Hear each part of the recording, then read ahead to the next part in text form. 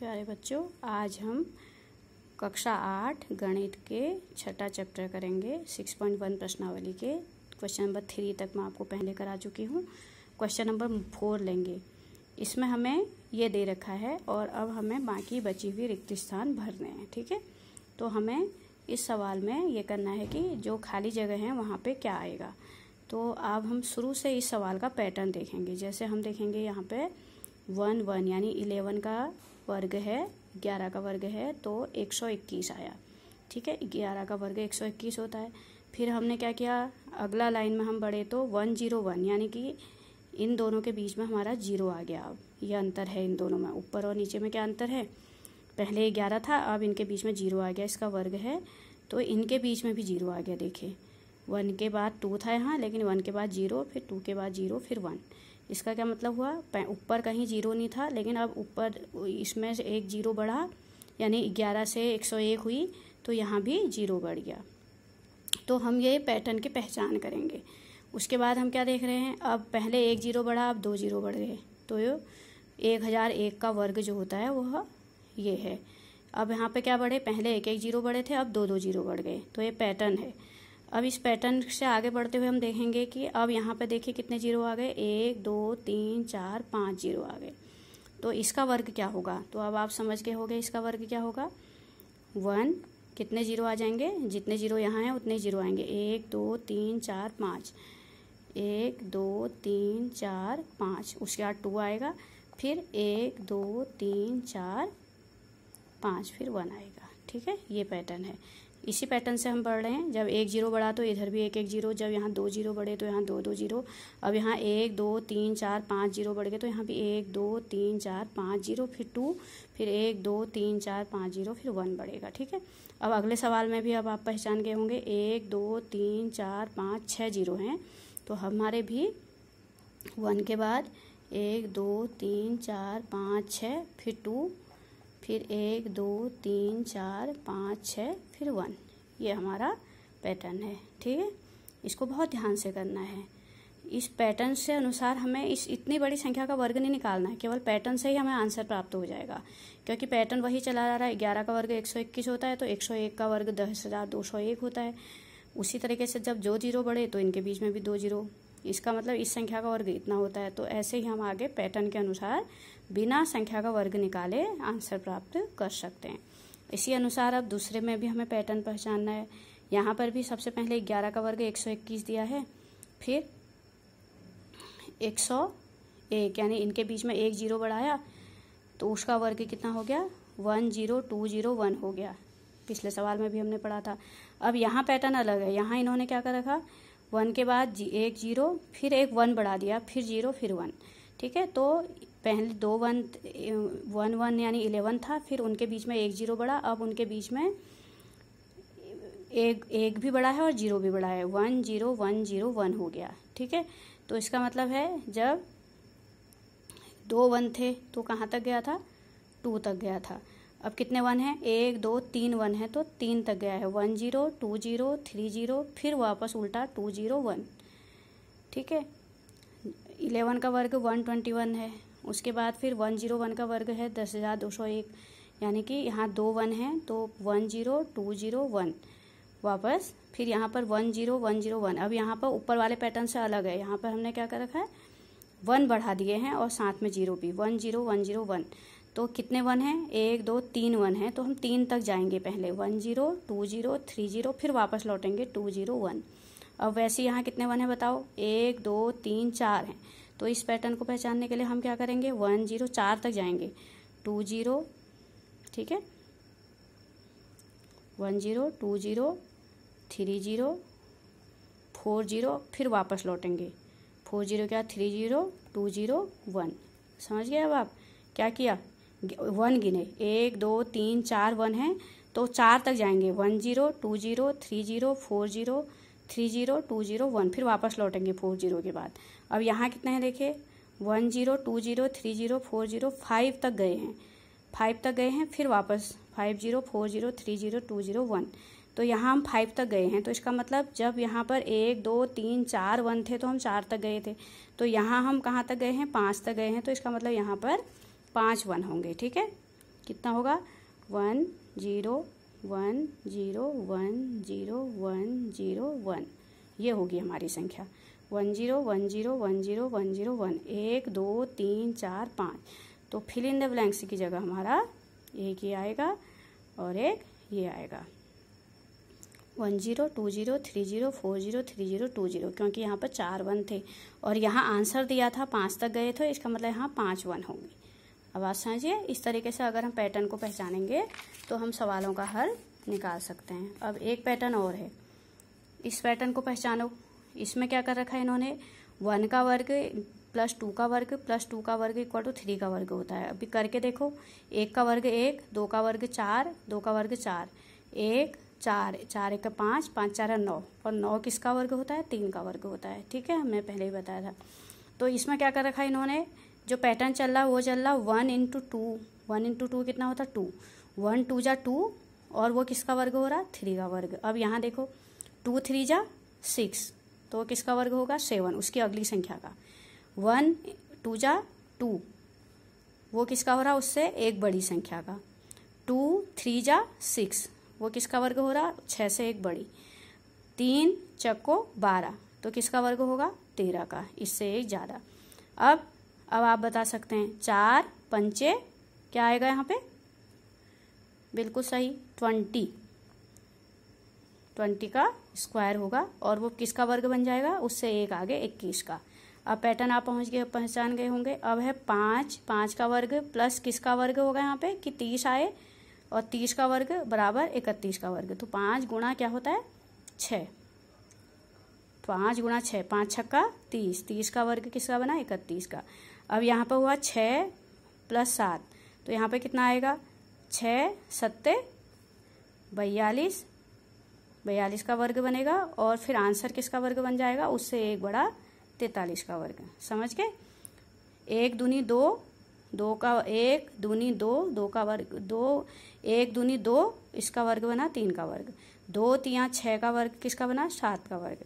3 चक्को 12, किसका बना 13 का। 4 पंचे 20, किसका बना 21 का। 5 छक्का 30, यानी 5 का वर्ग प्लस 6 का वर्ग प्लस 30 का वर्ग बना 31 का वर्ग। 6 7 42, 6 का वर्ग प्लस 7 का वर्ग प्लस 42 का वर्ग बनेगा 43 के वर्ग बराबर। ये पैटर्न है। ठीक है, अब अगली संख्या है कि बिना जोड़े योगफल ज्ञात करें।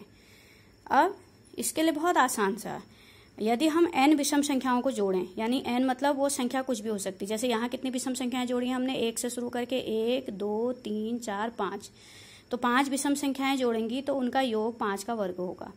यानी अगर n विषम संख्या जोड़ेंगे तो उनका योग n का वर्ग होगा। तो यहाँ पर कितने विषम संख्या जोड़ी हैं 5, तो उनका योग कितना होगा 5 का वर्ग। बिना जोड़े हम 1 में 3, 3 में 5, 5 में 7, 7 में 9 नहीं जोड़ेंगे। हम सिर्फ ये देखेंगे कितनी संख्याएं जोड़ी हैं। 1 से शुरू करके कितनी विषम प्राकृतिक संख्याएं जोड़ी हैं, 1 2 3 4 5 जोड़ी हैं। तो ये किसका वर्ग हो जाएगा 5 का वर्ग। तो इसका योग कितना हो जाएगा 25 बिना जोड़े। आप करके भी देखो, 1 3 5 7 9 का वर्ग जो होगा वह 5 का वर्ग के बराबर होगा। क्यों? क्योंकि जितनी संख्याएं जोड़ी होती हैं उसी का वर्ग होता है इनका योग। कितनी संख्याएं जोड़ी हैं 1 2 3 4 5, तो 5 का वर्ग 25, तो इन सब का जोड़ 25 होगा। बिना जोड़े हम बता सकते हैं। ठीक है, क्योंकि हमें एक नियम पता है कि अगर हम n विषम प्राकृतिक संख्याओं को जोड़ेंगे तो उनका योग n² होगा। यानी 5 विषम संख्याओं को जोड़ेंगे तो उनका योग 5 का वर्ग होगा, यानी 25 होगा। ठीक है, अब ऐसे आप अगला सवाल आराम से बता सकते हो। इसमें आप देखो कितने विषम संख्याएं जोड़ी हैं, शुरू से 1 से शुरू करके 1 2 3 4 5 6 7 8 9 10 जोड़ी हैं। तो हमें इन सब को जोड़ना नहीं है, बिना जोड़े इनका आंसर पता करना है। तो बिना जोड़े इनका आंसर कितना होगा, कितनी विषम संख्याएं हैं n विषम प्राकृतिक संख्याएं हैं। ठीक है, n विषम प्राकृतिक संख्याएं हैं तो योग कितना होगा n²। तो हमारे पास कितनी संख्याएं हैं यहाँ पर 1 2 3 4 5 6 7 8 9 10, तो हमारे n का मान कितना है 10। तो योग कितना होगा n², यानी कि 10 का वर्ग, यानी कि 100 होगा। ठीक है, तो जितनी विषम संख्याएं होती हैं उनको गिन लो और उनका जो योग होगा वो उसका स्क्वायर होगा। जैसे यहाँ पर हमारा n विषम प्राकृतिक संख्याएं हैं तो योग n स्क्वायर होगा, तो n 10 है क्योंकि 10 संख्याएं जोड़ी हैं, 1 2 3 4 5 6 7 8 9 10 जोड़ी हैं, तो 10 जोड़ी हैं तो योग होगा 10 का वर्ग 100। आप इतनी संख्याओं को जोड़ने की आपको जरूरत नहीं है, आपको सीधे इनको देखो कि कितनी प्राकृतिक संख्याएं जोड़ी हैं, 10 जोड़ी हैं तो 10 का वर्ग 100 होगा। अब यहीं पर अगला सवाल हमारा है कि हमने यहाँ पर कितनी प्राकृतिक संख्या जोड़ी हैं, हमने उनका योग करना है बिना जोड़े, हमें बताना है कि आंसर कितना होगा। तो हम इनको गिन लेंगे, 1 2 3 4 5 6 7 8 9 10 11 12, 12 संख्याएं जोड़ी हैं, तो हमारा n कितना है 12 है, तो हमारा योग कितना होगा n स्क्वायर यानी कि 12 का वर्ग। तो 12 का वर्ग कितना होता है 144। तो बिना जोड़े हम बता सकते हैं कि इन सब संख्याओं का योग 144 होगा। आप खुद करके भी देखना रफ में। आपने देखो इन सबको जोड़ा नहीं, सीधे आंसर बता दिया, क्योंकि हमें पता है कि जितनी प्राकृतिक संख्याएं 1 से लेके जितनी विषम प्राकृतिक संख्याएं जोड़ी होंगी, जैसे 12 जोड़ी हैं, तो हमारा जो योग बनेगा वो 12 का वर्ग यानी 144 बनेगा। ठीक है, उसी तरीके से 49 को 7 विषम संख्याओं के योग के रूप में लिखिए। तो 49 जो है वो कैसे प्राप्त होगा, 7 विषम संख्याएं, 49 को 7 विषम, तो 1 से शुरू करेंगे, 1 पहली प्राकृतिक विषम संख्या 1, फिर 3, फिर 5, फिर 7, फिर 9। ठीक है, 1 2 3 4 5 हो गई, प्लस 11 प्लस 13, तो ये 49 को हमने 7 विषम संख्याओं के रूप में लिख दिया। तो विषम संख्याएं शुरू करनी है हमने 1 से ही, 1 से शुरू करेंगे विषम संख्या, और कहाँ तक करेंगे, जब तक 7 संख्याएं ना हो जाएं। 7 तक नहीं, 7 से मतलब नहीं है, 7 तक, यानी कि देखो 1 2 3 4 5 6 7, अगर हम 7 तक विषम संख्याएं लिखेंगे, 7 तक हम गिनती में हमारे 7 हो जाने चाहिए, और होनी चाहिए सब विषम संख्याएं, और होनी चाहिए 1 से शुरू, तो 49 योग आ जाएगा। 1 plus 3 plus 5 plus 7 plus 9 plus 11 plus 13, यानी कि 49 को 7 विषम संख्याओं के योग के रूप में लिखना है, तो 1 से शुरू करेंगे, 1 3 5 7 9 11 13, और गिनो कितने हैं, 1 2 3 4 5 6 7, इन सब का जोड़ जो होगा वो 49 होगा। वैसे ही अगला सवाल है 121 को 11 विषम संख्याओं के रूप में लिखिए। तो 121 को लिखना है हमने 11 विषम संख्याओं के रूप में, 121 ले लो और 11 विषम संख्याओं के योग के रूप में लिखना है, क्योंकि 121 11 का वर्ग होता है। तो विषम शुरू कहाँ से करेंगे, मैंने कहा था 1 से, 1 के बाद अगली विषम 3, फिर 5, फिर 7, फिर 9, फिर 11, फिर 13, फिर 15, फिर 17, फिर 19, फिर 21। अब गिने हैं कितने हो गए, 11 हुए कि नहीं हुए, 1 2 3 4 5 6 7 8 9 10 11। तो ये 121 जो है 11 विषम संख्याओं के योग के रूप में ऐसे लिखा जाएगा। और 121 को 11 विषम संख्याओं के योग के रूप में क्यों लिख रहे हैं, क्योंकि अगर हम इनको 11 विषम संख्याओं के रूप में लिखेंगे तो इनका जोड़ जो होगा वो 11 का वर्ग यानी 121 होगा। 1 2 3 4 5 6 7 8 9 10 11, 11 संख्याएं हैं, तो इनका योग कितना होगा, n कितना है 11, तो इनका योग होगा n का वर्ग यानी 121। ठीक है, इस तरीके से हम विषम संख्याओं के रूप में जब लिखेंगे तो 1 से शुरू करेंगे, और कहाँ तक लिखेंगे, जब तक हमारी गिनती 11 तक ना हो जाए, 11 ना हो जाए, 1 2 3 4 5 6 7 8 9 10, इसमें सब विषम संख्याएं लिखनी है और शुरू 1 से करना है। ठीक है, इस तरीके से हम हल करेंगे। अब अगला सवाल हमारा है कि ये बताइए कि निम्नलिखित संख्याओं के वर्ग के बीच में कितनी संख्या होंगी, यानी कि अगर आप 12 का वर्ग करोगे और 13 का वर्ग करोगे तो उनके बीच में कितनी संख्याएं होंगी। तो इनका भी एक सरल तरीका है। यदि दो लगातार संख्याएं हैं, जैसे 12 है और 12 के बाद 13 है, तो किन्हीं दो क्रमागत संख्याओं का अगर हम वर्ग निकालें, जैसे 12 का वर्ग निकालें और 13 का, ये 12 है और ये 13 है, क्योंकि 13 कैसे आता है, 12 में 1 जोड़ के आता है, तो 12 का वर्ग और 13 के वर्ग के बीच संख्याएं निकालनी है तो 2n होंगी। और 2n यानी n क्या है हमारा 12 और n+1 क्या है 13। ठीक है, तो हमें इसमें 12 का वर्ग और 13 का वर्ग निकालने की आवश्यकता ही नहीं है। हमारे पास एक फॉर्मूला है कि 12 का वर्ग और 13 के वर्ग के बीच 12 के वर्ग और 13 के वर्ग के बीच की संख्याएं कितनी होंगी? 2n होंगी, जहाँ n क्या है?